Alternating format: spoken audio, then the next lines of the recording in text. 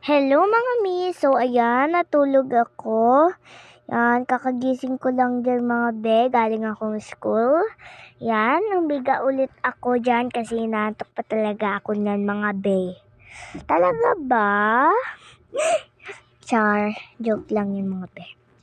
Ayan, higa-higa lang muna ako bago tumayo. Ayan. Yan, tumayo na ang beshi mo. Beshi mong naantok pa. So, ayan, tumayo na nga ako. Siyempre, pagkatapos matulog ay magsusuklay tayo. Ayan, tinignan ko nga yung games ng aking pinsan na si Tyrell. Ayan, wala kasi akong magawa dyan. Paggising ko, kaya yan, ano lang ako, suklay-suklay. Yung tapos na nga ako dyan magsuklay, sumayaw naman ako at nagsuklay pa. Binalik ko na nga dyan yung suklay mga be. Ayan. Ayusin naman natin yung damit natin kasi ang pangit, char. May nakita ko sa bulsa ko, bigay pa ng aking tita mami na si Beng Beng, tita Beng Beng, ay mami Beng Beng. So, ayan, char lang yun. Ayan, tinignan ko yung games ng aking pinsan. Ay, yun ba yan? Kinuha ko pala yung aking, test paper. Yan.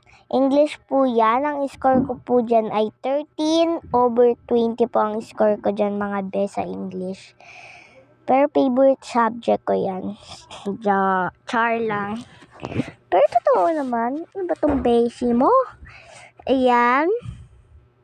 Magbablog din ako bukas na tawag dito mag-i-school tayo. So ayan mga beshi. Kinuha ko nga yan at nahulog yung LC. Natawa pa nga ako dyan mga beshi. Mukhang baka, char. Mukhang baka daw tumawa. Joke lang yun. Char lang natin.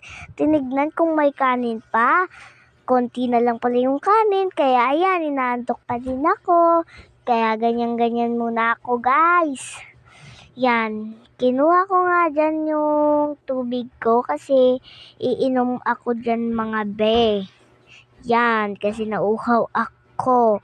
So dahil wala na tayong magawa, so ayan, tignan na lang natin yung next na gagawin natin. Kinuha ko po yung laruan ng aking isang pinsan kasi buntis po ang tita ko. Yan, girl ang kanyang baby. Kaya bye-bye! Ako nga po ulit, si Dora. Bye-bye!